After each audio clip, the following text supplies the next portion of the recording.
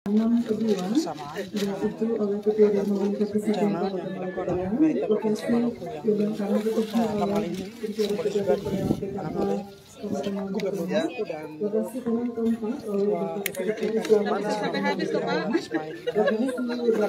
Kabupaten Maluku Tengah ada PJ Ketua PKK Maluku Tengah, Bella Marsanasi dan Pak Kepala Dinas Penerbangan dan Hortikultura. Juga ada Sekretaris Daerah Kabupaten Maluku Tengah Barat, Kipsau Bawah yang ikut dalam pencanangan tanaman sukun atau tanaman sukun di siang hari di Terus. Dan kita ketahui di Provinsi Kabupaten Maluku Tengah sendiri, pemerintah kabupaten melalui Dinas Penerbangan dan Hortikultura menyiapkan 300 anakan sukun yang akan ditanamkan di beberapa lokasi yang sudah disiapkan oleh pemerintah Kabupaten Maluku Tengah, Dinas Tanaman Pangan dan Hortikultura. Foto di sini banyak. Mundur jauh. Jauh. Udah paling ini jauh. Jauh mundur jauh.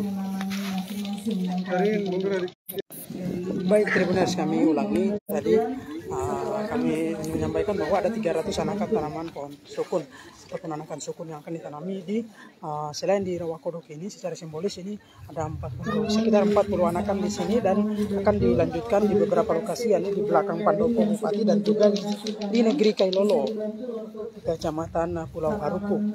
Tribuners.